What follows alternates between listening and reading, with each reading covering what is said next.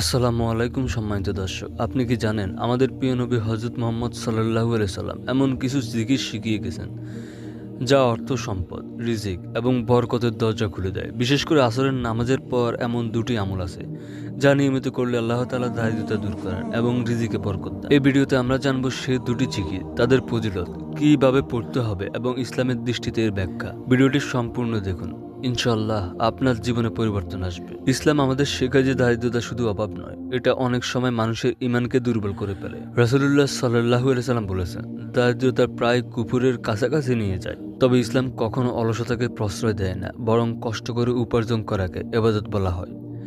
আর সেই সঙ্গে রয়েছে আল্লাহর উপর তাওয়াক্কুল আর নির্দিষ্ট কিছু দোয়া ও জিকির যা আমাদের জন্য বরকতের দরজা খুলে দেয়। প্রথম আমলটি হলো সূরা ওয়াকিয়া পাঠ করা।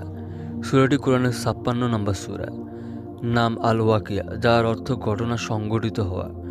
রাসূলুল্লাহ সাল্লাল্লাহু আলাইহি সাল্লাম বলেছেন, যে ব্যক্তি রাতে সূরা ওয়াকিয়া পাঠ করবে, দারিদ্রতা তার জীবনে কখনো আসবে না। যদি কেউ রাতে ব্যস্ত থাকেন, তাহলে আসরের নামাজের পর এই সূরা পাঠ করলে উপকার পাওয়া যায়, কারণ তখনও দিনের শেষ ভাগ, যা রুহানিয়াতের জন্য অত্যন্ত গুরুত্বপূর্ণ সময়। কিভাবে পড়বেন?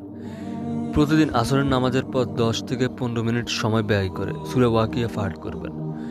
শুদ্ধ তেলাওয়াত করার চেষ্টা করবেন, না পারলে অডিও শুনে শিখে নিন। এই সূরাটি পাঠ করলে আপনি যে লাভ পাবেন, রিজিকে বরকত আসবে, ব্যবসা বা চাকরিতে উন্নতি হবে, দারিদ্রতা আপনার ধীরে ধীরে দূর হয়ে যাবে। দ্বিতীয় আমলটি হলো আল্লাহর গুণবাচক নাম ইয়া অহাব বা আল অহাব।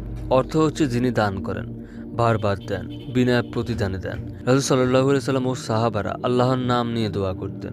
আল্লাহ নিজেই বলেছেন, আল্লাহর অনেক সুন্দর নাম আছে, তাকে সেই নামগুলো দ্বারা ডাকো। কিভাবে পড়বেন? আসরের নামাজের পর ১০০ বার বলুন ইয়া অহাবু, ইয়া অহাবু।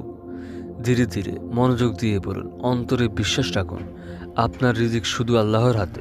আল্লাহর এই নামটির ফজিলত হচ্ছে আল্লাহ তাআলা দান করেন বিপুল পরিমাণে। অপ্রত্যাশিতভাবে আপনার রিজিকের পথ খুলে যাবে, ব্যবসায় উন্নতি, চাকরির সুযোগ, দেনা পরিশোধ সহ অনেক উপকারিতা পাবেন। প্রিয় ভাই বোনেরা, শুধু মুখে বললে হবে না, এই জিকিরগুলো করার সময় নিয়ত পরিষ্কার থাকতে হবে। আমি আল্লাহর সন্তুষ্টির জন্য করছি, আমি বিশ্বাস করি রিজিকের মালিক একমাত্র তিনি। আর সবচেয়ে জরুরি বিষয়, নিয়মিত এবং ধৈর্য।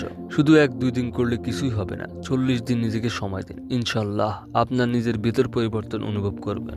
সম্মানিত দর্শক, আমাদের জীবন যতই ব্যস্ত হোক না কেন, আসরের নামাজের পর ১০ থেকে ১৫ মিনিট সময় বের করা যায়। এই ছোট দুটি আমল হতে পারে আপনার রিজিকের বিপ্লবের কারণ।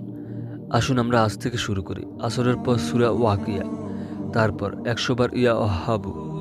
আল্লাহর কাছে দোয়া করি তিনি যেন আমাদের সকলের জীবনে বরকত দেন, দেনা মুক্ত করেন, হালাল রিজিকের দরজা খুলে দেন। ভালো থাকবেন সবাই। আসসালামু আলাইকুম ওয়া রাহমাতুল্লাহ।